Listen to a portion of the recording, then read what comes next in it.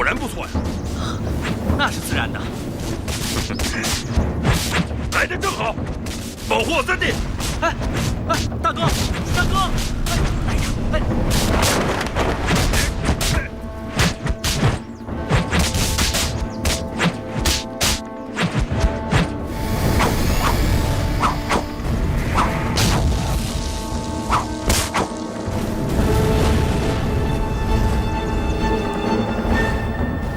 这二人招招凶险，均攻对方要害，但姿势却如此美妙，简直就像舞蹈一样。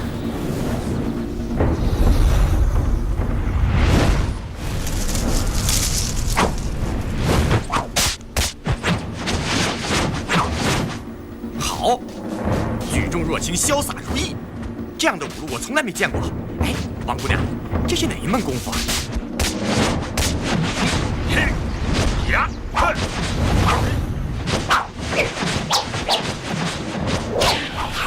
表哥小心！游龙引凤，表哥使这套功夫，自然是不会败了。萧大侠现在只是和这个庄帮主对攻，可是这样一来，不是在大家面前丢尽了慕容家的名声吗？表哥，你在想什么呢？幸福是大，名望是小。我若能为天下英雄除去这个中原武林大害，这武林盟主一喜，便非我莫属了。那时振臂一呼，大燕幸福有望。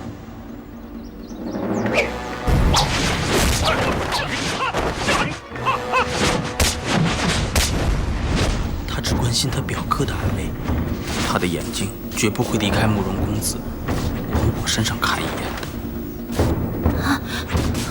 阿紫，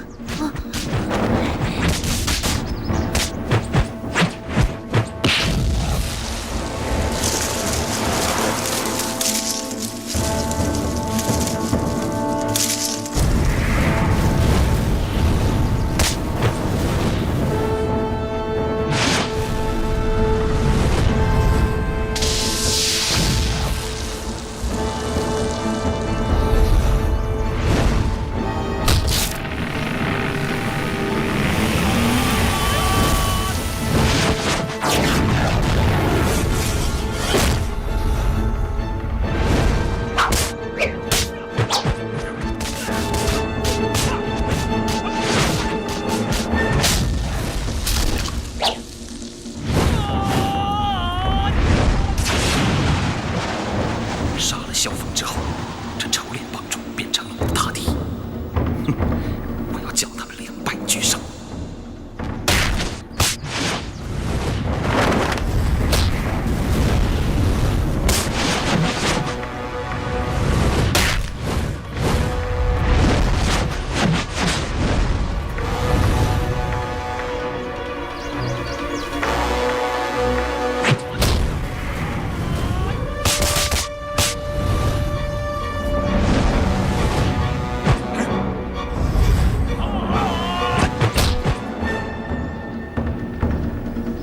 我口口声声说要和两位哥哥同患难，事到临头却躲在人群之中受人保护，这算什么义气？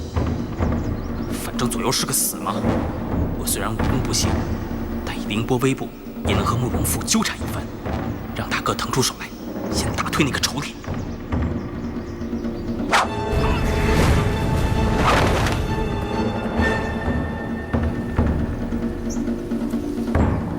慕容公子，你和我大哥齐名，就该当和他1对1的对招，怎么让人相助？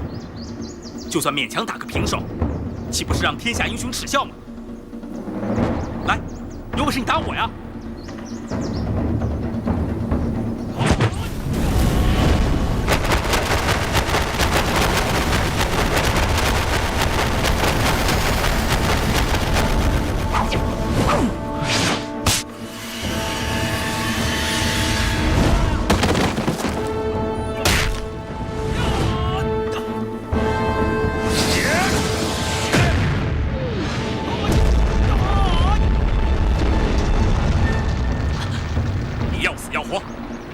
死有什么好？当然是活在世上比较有味道一点。你若想活，就叫我100声亲爷爷。哈，你又大不了我几岁，真不害臊啊！啊，你叫不叫？表哥，不要！啊！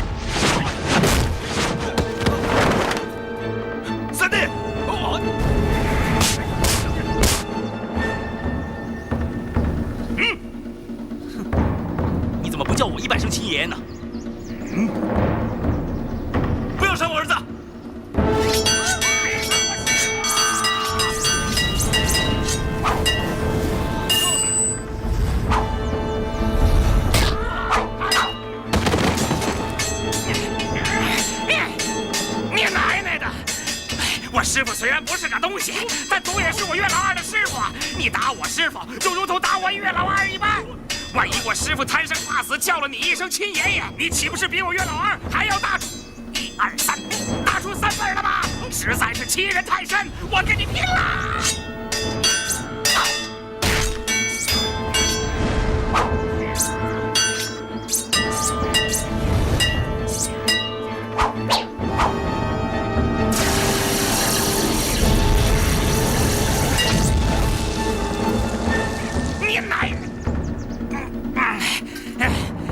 你是我师傅的老子，我要是骂了你，岂不是乱了辈分？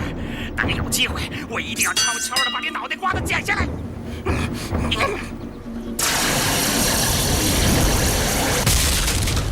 表哥小心，这是大力断氏的一阳指，不可轻敌啊！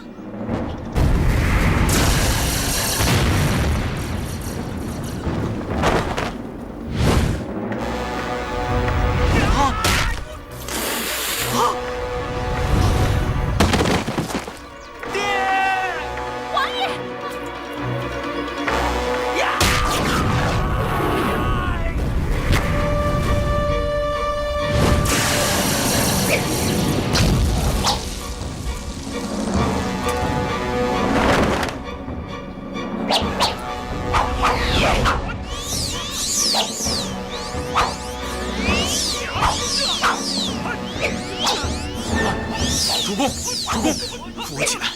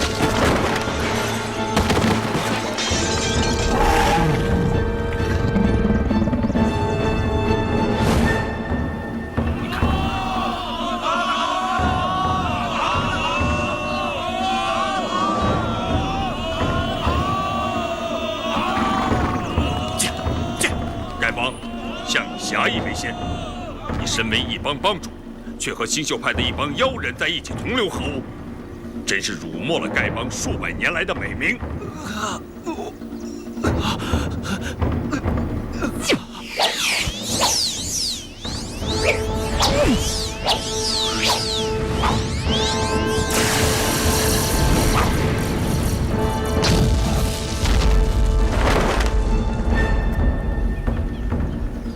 三弟，你这6脉神剑尚未纯熟，不妨用一种剑法试试。是，多谢大哥指点。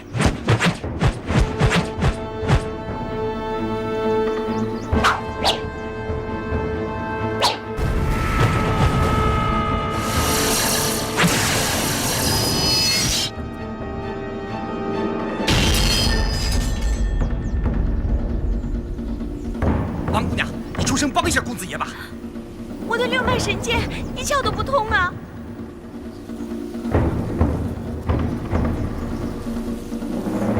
三弟的剑法如此神奇，就换了是我也抵不过呀。阿朱，你的担心，我现在明白了。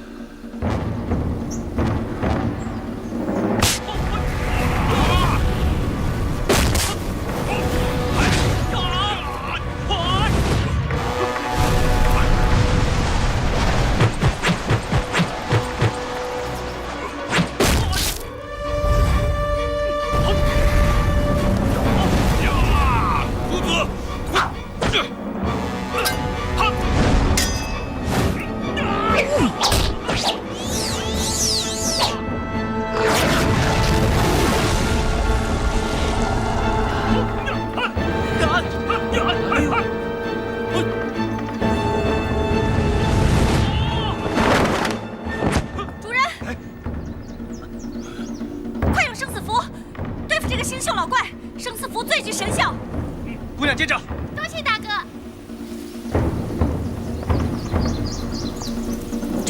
你给星宿老怪种生死符，得用些酒水。好，主人接着。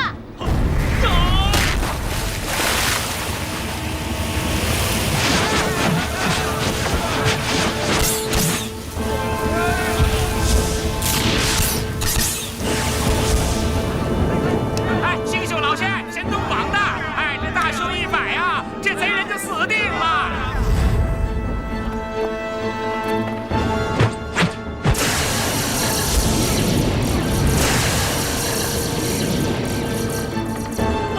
段公子，手下留情啊！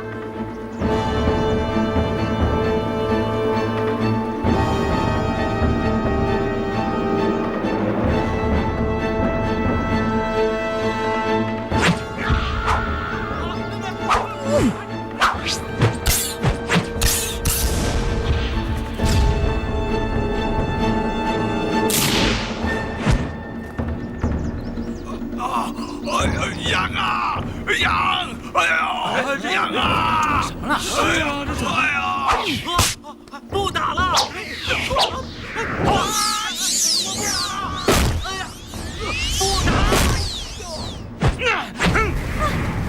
混账！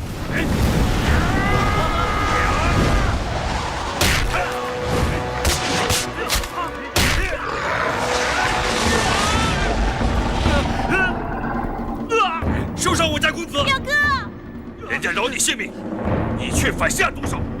哼！我萧峰大好男儿，却跟你这种小人齐名，杀你太丢人了！滚！公子，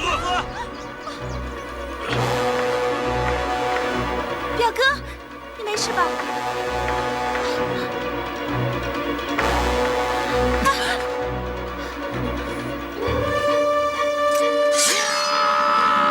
表哥！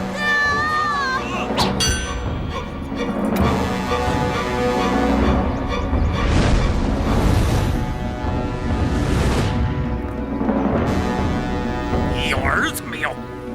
我尚未婚配，哪来的儿子？你有祖宗没有？自然有。我自愿就死，与你何干？士可杀不可辱，慕容复堂堂男子，岂容你这无理言语？你高祖有儿子，你曾祖、祖父、父亲都有儿子，就是你没有儿子。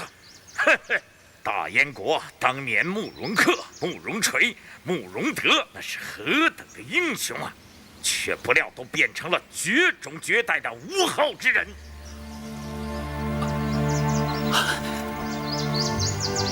承蒙高人指点，慕容复目光短浅，大恩大德，莫齿难忘。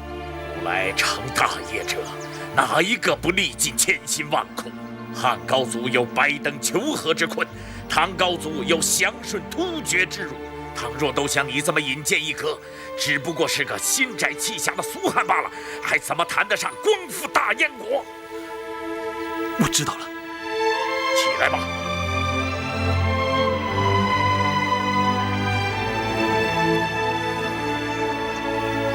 萧大侠武功卓绝，老夫十分佩服，今天也想跟你领教几招。哼哼，不敢，请。哼。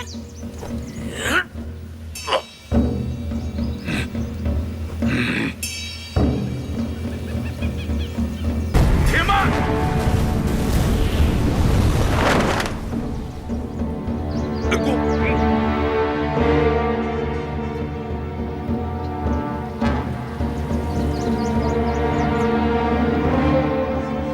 你是谁？你又是谁？你在少林寺中一躲数十年，为了什么？我也正要问你，你在少林寺一躲数十年，又为了什么？你我虽未谋面，但我认得你的身影。你的身影，我也认得。这两个人怎么在寺里已有数十年了？师兄，我丝毫不知，难道真有这事儿？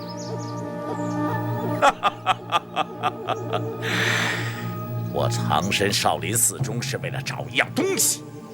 我藏身少林寺数十年，也为了找一样东西。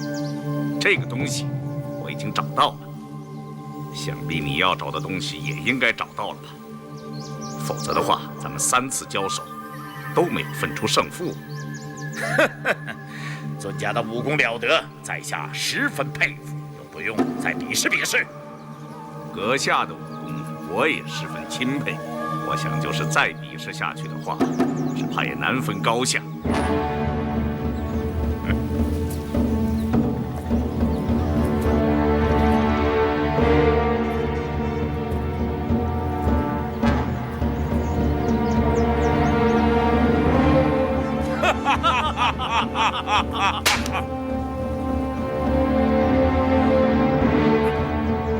请。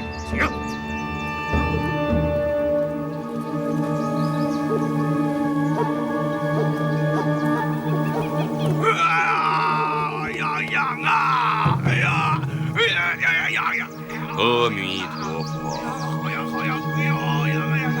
痒死我了！虚竹，你去解了丁施主身上的苦难吧。是。谨遵方丈法旨，把镇养丸拿来。是。痒啊！星宿老怪，这颗镇养丸可止3日之痒，过了3日，其痒又在发作，那时候我主人是否再次灵药，要看你乖不乖了。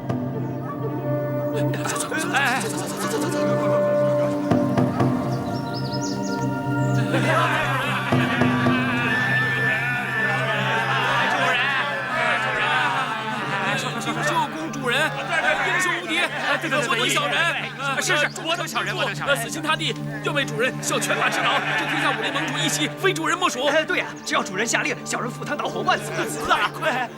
主人，这星宿老怪灯烛之火，居然也敢和日月争光，心怀叵测，邪恶不堪呐！主人，你迅速将他处死，为世间除此败类啊！你们这些卑鄙小人，怎么将吹捧星宿老怪的陈腔滥调、无耻言语，转而称颂我主人，当真无耻至极！我说呀，是仙姑，立马皇上翻新，保管让仙姑满意。对，仙姑，花容月貌，胜过呢西施杨贵妃啊！你们都给我滚一边去！仙姑有令，不得有误，快滚！是。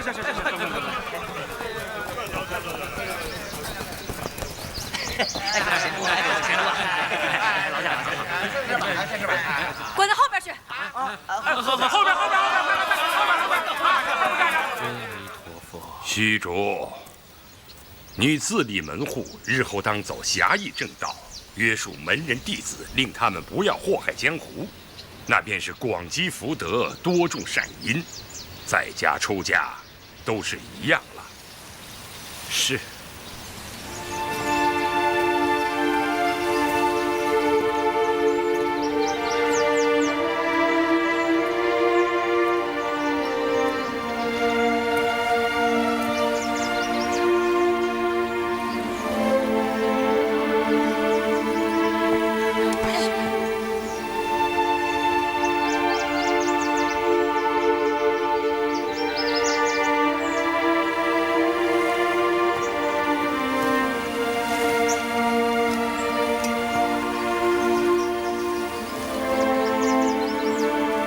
安排法杖。是。法杖伺候。是。虚竹，你现在还是少林弟子，俯身受杖吧。弟子虚竹，身犯本司重戒，恭领杖责。二哥，阿弥陀佛。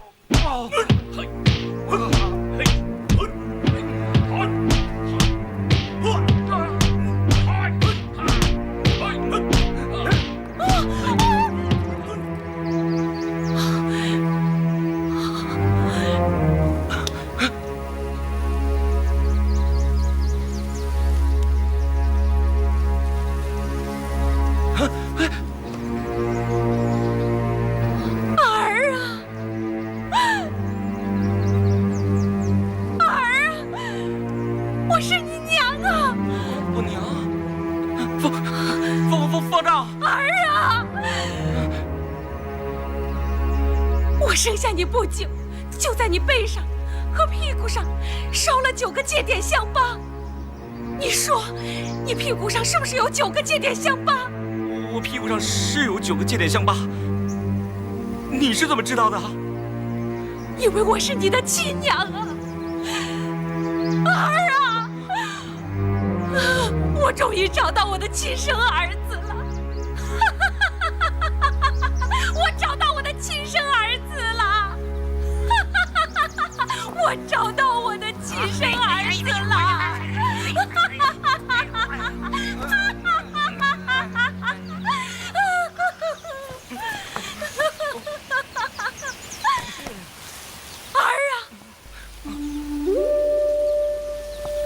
24年来，我白天想你，晚上想你。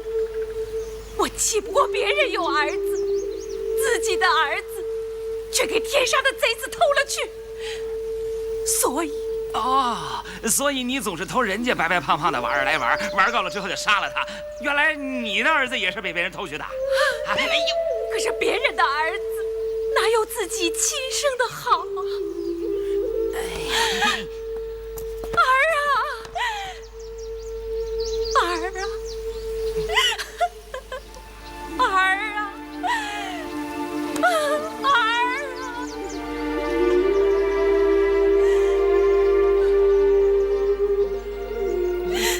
真是我娘。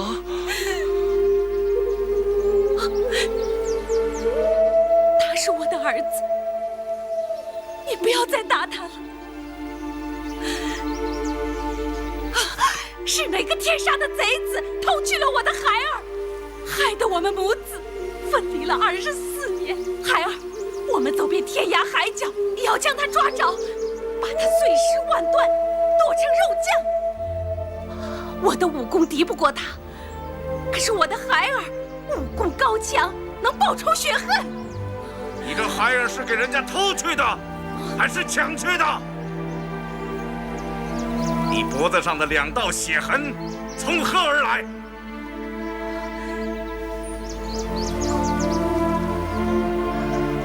你是谁？你怎么知道的？你不认识我了吗？是你，就是你，就是你！不错，你儿子是我抢去的，你脖子上的血痕也是我抓的。为什么？为什么？这孩子的父亲是谁？不，我不能说，我不能说。娘，你跟我说，我爹到底是谁啊？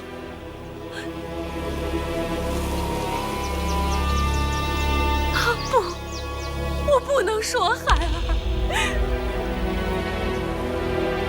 叶二娘，当年的事，你还记得吗？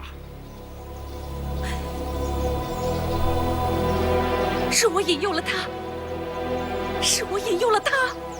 这个男子只顾及他自己的声名前程，全不顾念你一个年纪轻轻的姑娘，未嫁生死，处境是何等的凄惨！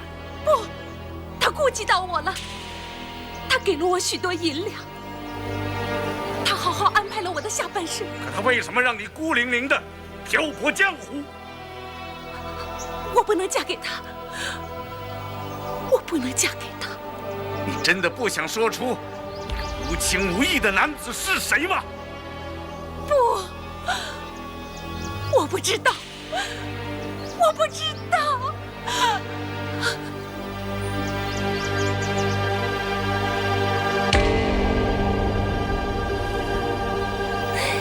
你跟叶二娘居然也有一手，瞒得不错嘛。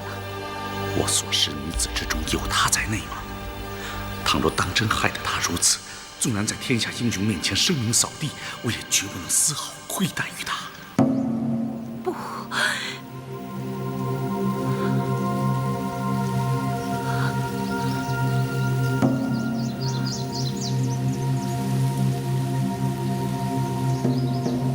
这孩子的父亲此刻就在这里，你为何不指出他来？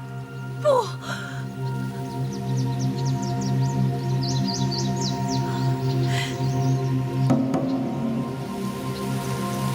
为什么在你孩儿的背上、屁股上烧上了许多的戒点香疤？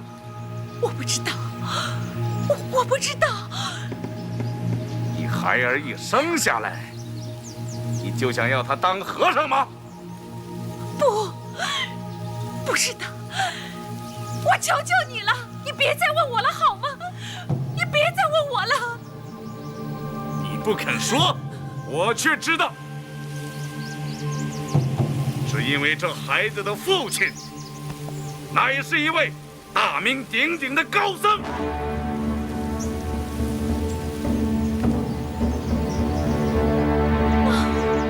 娘，娘！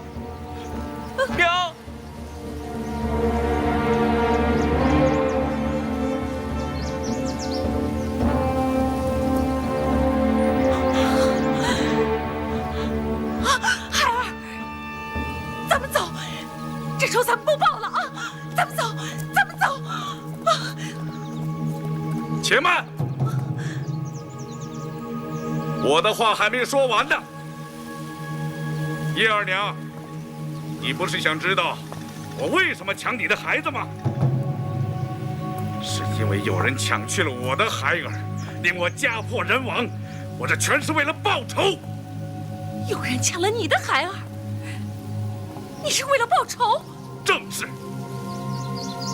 我抢了你的孩儿，把他放在少林寺的菜园之中，让少林僧将他抚养长大，授他一身武艺。那是因为我自己的亲生孩儿也是被人抢了去，由少林僧授了他一身武艺。你不想看看我的真面目吗？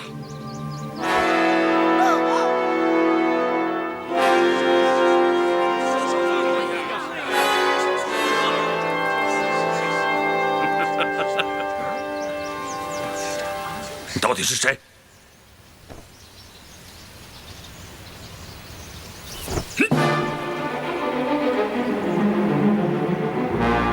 谁？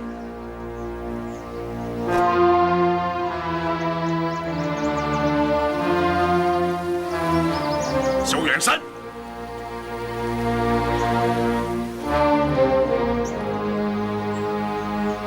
你是萧远山？你是我爹？对，孩子，我正是你爹。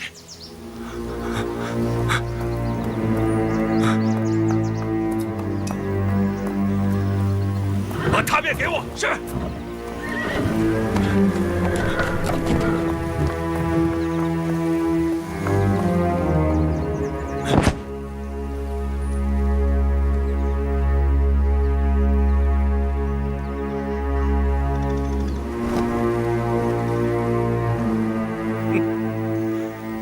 萧远山绝笔，萧远山绝笔。孩子，我那日跳崖自尽，谁知竟坠在一株大树之上，竟得不死。这样一来，我的死志已去，心中只剩下报仇二字。那天，在雁门关外，10几个中原高手啊，竟杀了你不会武功的娘。孩儿，你说此仇该不该报？杀母之仇，不共戴天，怎可不报？凤儿，当日杀你母亲之人，大半已经被我当场击毙。丐帮帮主王建通染病身亡，算便宜了他。只是那个大恶人，带头大哥，现在还活着，而且就在这里。此人是谁？此人到底是谁？自己站出来吧！凤儿，那日我和你娘怀抱着你，到您姨父家去走亲戚，不料路经雁门关时，突然10几个中原高手越将出来，将你娘杀死。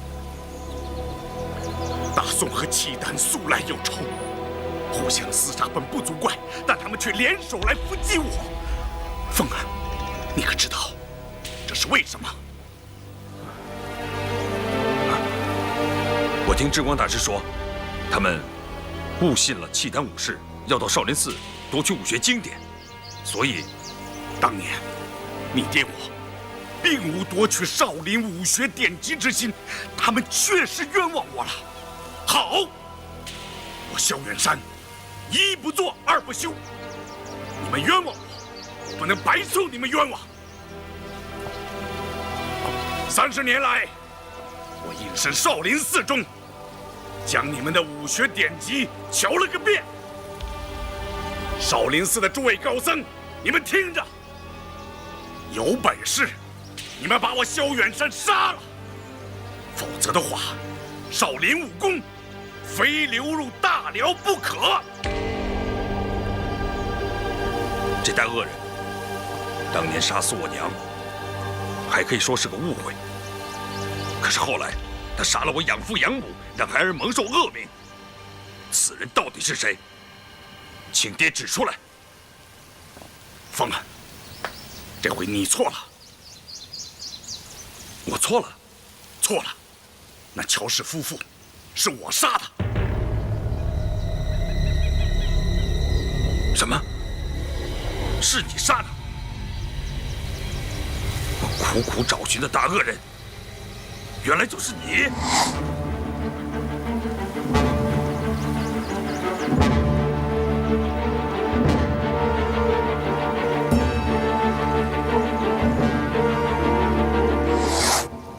这么说，火烧沈家庄，杀死谭公、谭婆、赵钱孙，都是你干的？不错，都是我干的。当年带头在雁门关外杀死你娘的人是谁？他们明明知道，却个个袒护他，就是不肯说出是谁。凤儿，难道还不该杀？凤儿，你可知道，我是扮成你的样子去干的。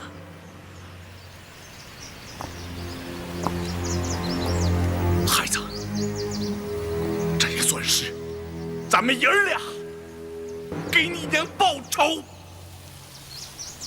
少林寺的玄苦大师亲授孩儿武功，10年中寒暑不断，孩儿有今日，多亏恩师栽培，你却连他也不放过。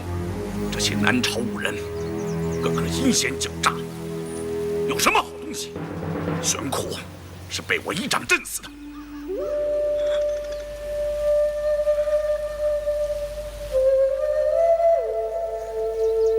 阿弥陀佛，阿弥陀佛！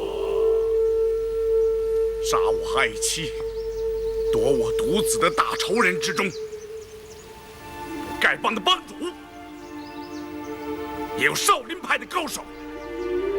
他们想永远隐瞒这桩血腥的罪过，将我儿子变为汉人，拜大仇人为师，做丐帮帮主的继承人。凤儿，他们这些中原人对咱们的欺辱、冤枉还不够吗？这些人既然是你杀的，便和我杀的也没什么分别了。我一直背负着这恶名，看来并不冤枉。带头大哥是谁？你到底查明白了没有？岂有不查明白之理？此人害得我家破人亡，我若将他一掌打死，岂不太便宜了他？他就是许竹的老子叶二娘。啊！许竹的老子是谁？你若不说，我可说出来了。我在少林寺中隐伏30年。什么事能逃得过我的眼睛？你们在紫云洞中相会，他叫乔婆婆给你接生，这些事要我一五一十的说出来吗？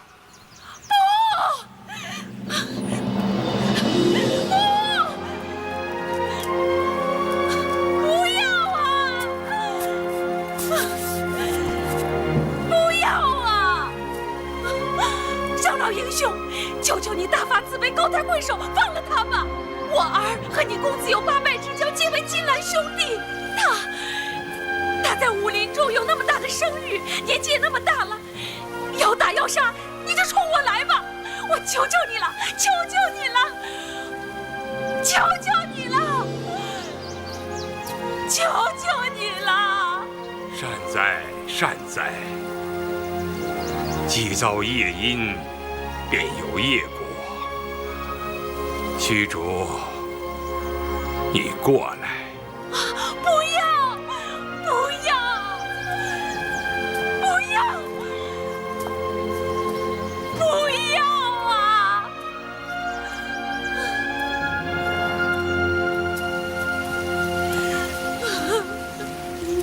不！虚竹，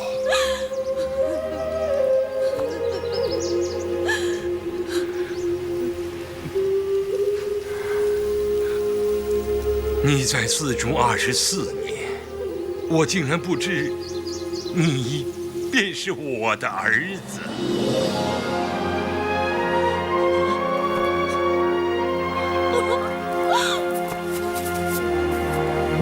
玄慈方丈，你终于承认了。萧老施主，你和令郎分别30多年，不得相见，可你却早已知道他声名鹊起，武功精进，成为江湖第一英雄。我和虚竹日日相见，却始终不知道他就是我的儿子。不要再说了，不要再说了！二娘，我已做下双重罪恶，反悔固然无用，隐瞒也无用，只是这些年来苦了你了。你有苦不能说，那才是真苦。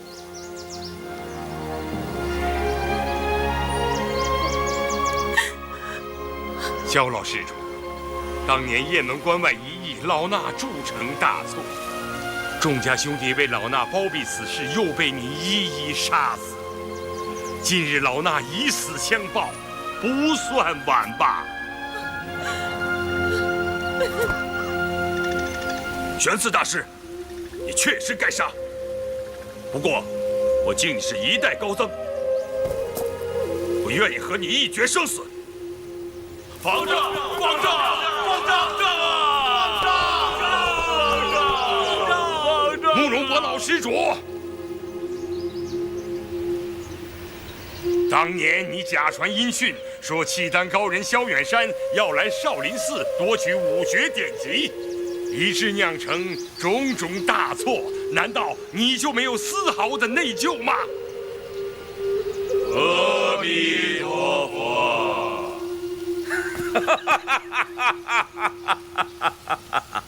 方丈大师，你的眼光当真厉害，居然把我认出来了！哼！父亲，你还活着？父亲，你是为我大燕的江山和慕容家的安全才要诈死的吧？不错，慕容老施主，老衲和你曾经交往好多年，素来敬重你的为人。那天你向我告知此事，老衲自然深信不疑。此后，错杀了好人，也就再也没有见到过你。后来听说你英年早逝，老衲好生痛悼。没想到你，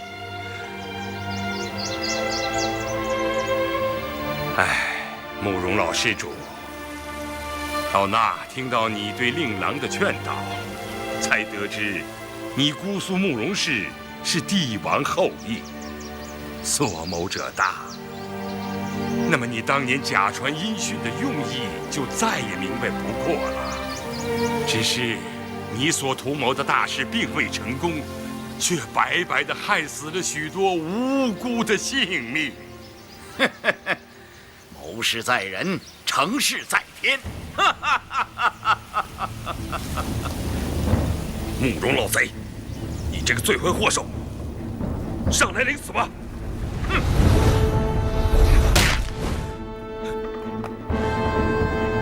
父亲，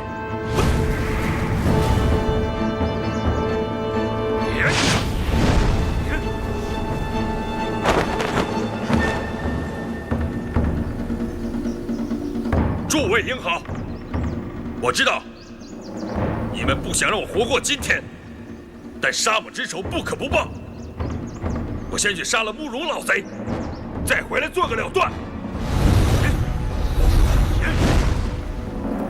哎，兄弟，我们进去找公子啊！进去助大王一臂之力，结阵拦住！过去，不能进去，让我过去。王姑娘，怎么着？少林乃佛门善地，非殴斗之场。各位，请勿擅闯。胡说八道！非也，我看此处并非佛门善地，乃是专养私生子的风水宝地。你住手！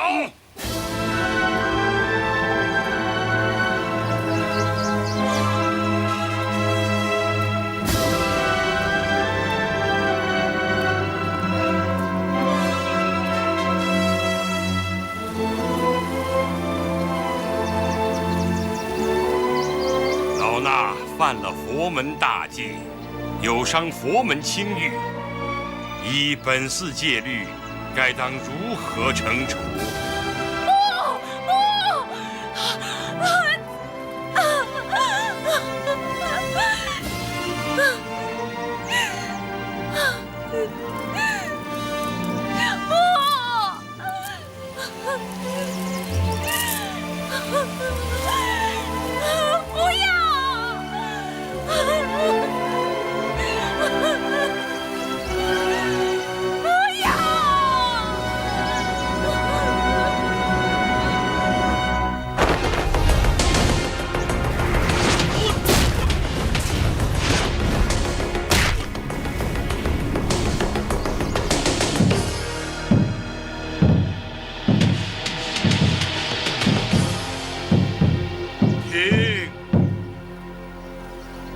国有国法，家有家规，清明令誉之保全，不在求永远无人犯规，而在求事事按律惩处。宣师方丈对自己失敬了，请各位英豪止步。我玄慈犯了淫戒，与虚竹同罪，身为方丈，罪行加倍。执法僧将我重重责打200棍，少林寺的清誉攸关，不得徇私舞弊。方丈，少林寺的千年清誉，岂能坏于我手？是，执法僧永行。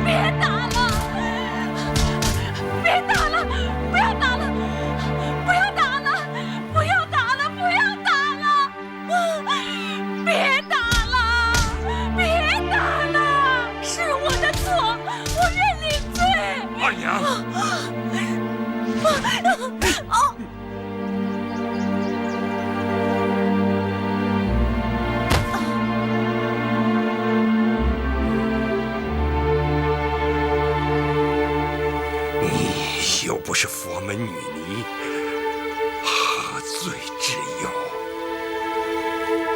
刑杖。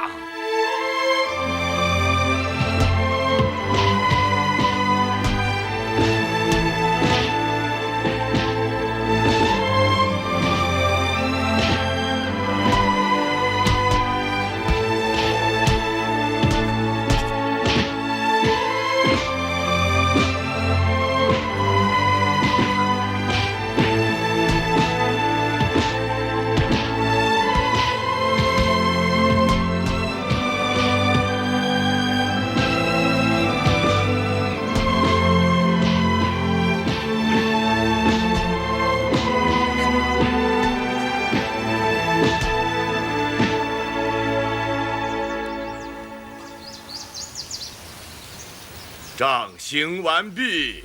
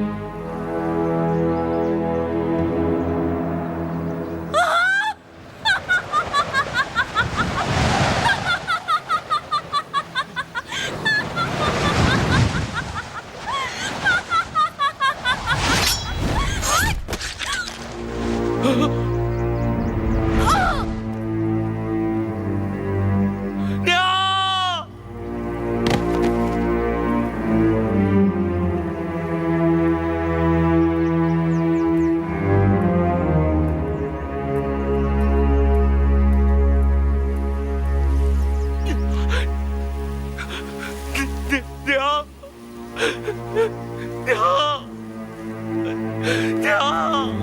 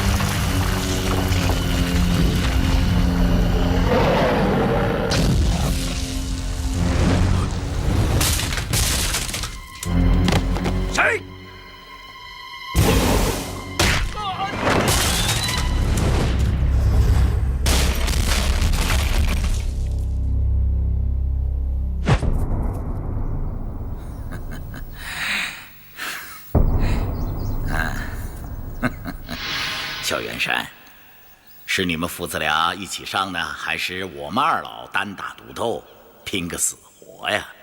哼哼，你我之间深仇大恨，不死不解，这不是较量武艺高下，所以自然是我父子联手齐上，定取你性命。阿弥陀佛。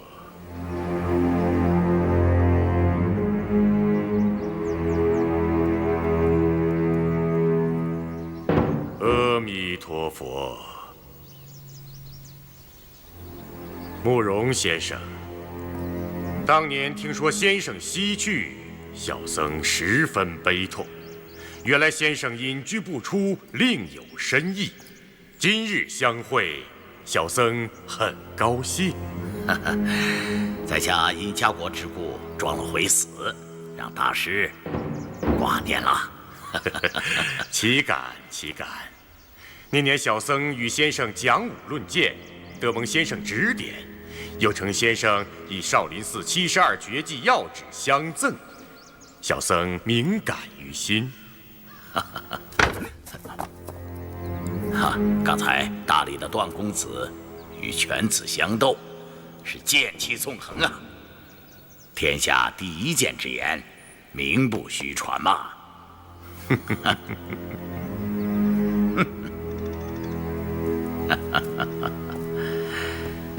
这萧氏父子是欲杀我而甘心，大师，你怎么看？我们是知己好友，我怎么能袖手旁观？今日之事，不判生死，誓不罢休。哼，接招吧！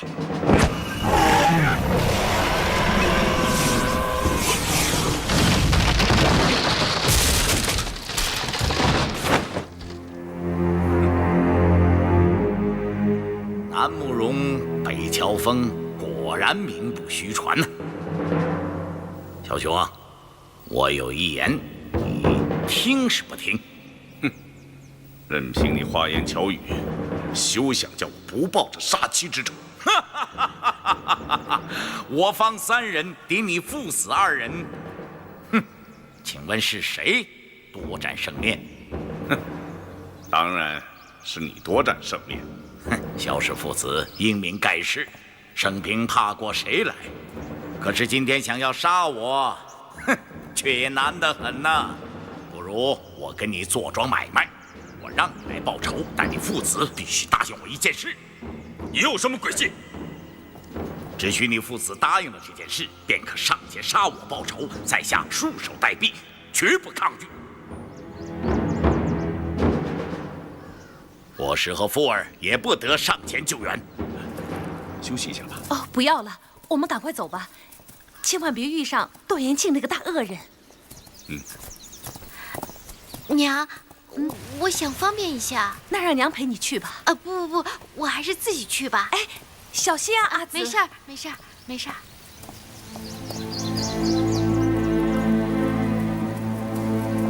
哎，玉儿呢？啊，我看到了，他去追慕容家那个王姑娘去了。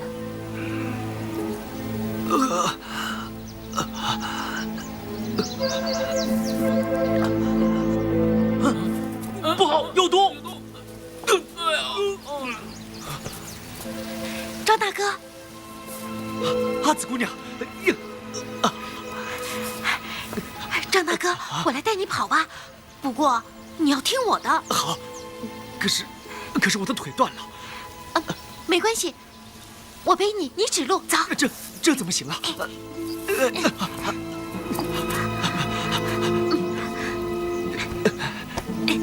阿紫，那边。萧兄，你说我慕容博是哪国人？爹，先杀了他再说。他是哪国人，又有什么关系？有。福儿，咱们是哪国人？咱们慕容氏乃鲜卑族人，昔日大燕国威震河朔，打下了锦绣江山，只可惜敌人凶险狠毒，颠覆我邦。我给你取名，用一个“父”字，是什么用意？父亲是让孩儿时刻不要忘了祖宗遗训，灭大宋，兴大燕。你将大燕国的传国玉玺取出来，让萧大侠瞧瞧。是。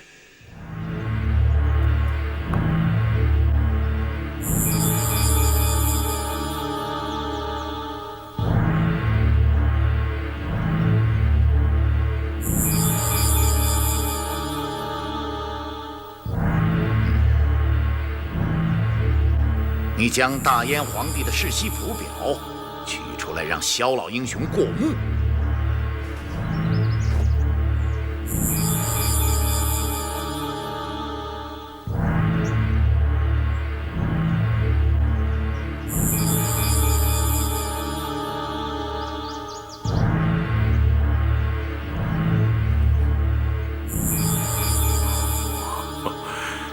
原来慕容先生乃是大燕国王孙呐！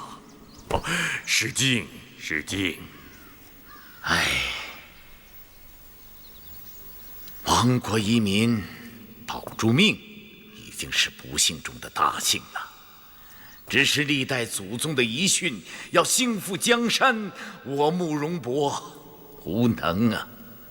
江湖上奔波了半世，始终是一无所成啊！萧兄，你说我鲜卑慕容氏意图光复故国，这该是不该？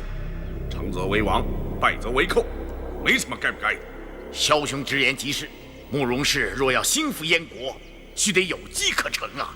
我慕容氏人丁单薄，势力微弱，重建邦国，当真谈何容易啊！唯一的机缘便是天下大乱，四下征战不休啊！哈！原来你捏造音讯，挑拨是非，是想使宋辽生信，大战一场。正是，倘若宋辽之间战争复起，我燕国便可以乘机而动。不错。倘若宋朝既有外患，又生内乱，不但慕容先生复国有望，我吐蕃国也能分一杯羹啊！哼！令郎官居辽国南苑大王，手握兵符。倘若挥军南下，占尽黄河以北土地，进可以自立成王，退以长保富贵。那时顺手将中原的群豪聚而歼之，如杀蝼蚁，被丐帮逐出的一口恶气，不也一吐为快吗？哼！你想让我儿为你尽力，你好浑水摸鱼，让你兴复燕国的野心得逞？不错，我慕容氏可见一支义旗，兵发山东，为你大辽呼应。同时，山东、吐蕃、西夏、大理三国一时并起，咱们五国瓜分了大宋，亦非难事啊！我燕国不敢取大辽1尺1寸的土地，此事对大辽是大大的有利啊！小兄，你何乐而不为啊？小兄，只要你依了在下的倡议，立即取了在下的性命，替夫人报仇，在下绝不抗拒。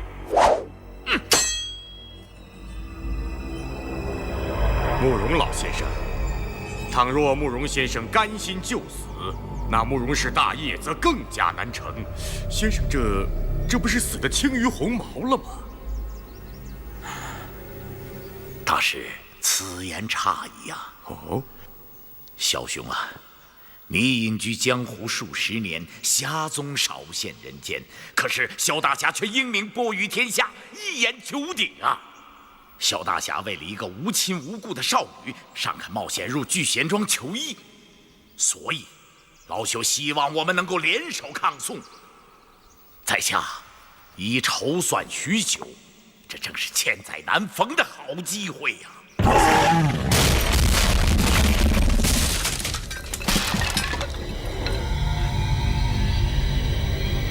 沙姆大仇，怎么能当做买卖来交易？这种肮脏之事，岂是我萧峰所为？此仇能报便报，如果今天杀不了你，就算我父子死在此地，也毫无所谓。素闻萧峰萧大侠才略盖世，实践非凡，不料今日一见，竟是个不明大义、屠城义气的勇夫，真可笑啊！可笑啊！萧峰是英雄豪杰也罢，凡夫俗子也罢，绝不会落入你的圈套，成为你手中杀人之刀。识君之路，忠君之事。你是大辽的重臣，却只记得父母私仇，不思尽忠报国，如何对得起大辽？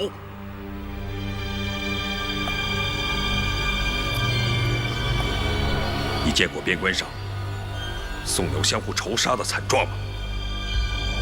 你见过宋人、辽人妻子离散、家破人亡的情景吗？宋辽之间好容易罢兵数十年，倘若刀兵再起，宋辽铁骑侵入南朝，将会有多少宋人惨遭横死，又会有多少辽人死于非命？我们打了一个血流成河、尸骨如山，却让你慕容氏伺机兴复燕国。我萧峰对大辽精忠报国，是在保土安民，绝不是为了杀人取缔、建功立业。善哉善哉！萧大侠宅心仁厚，如此以天下苍生为念，真是菩萨心肠。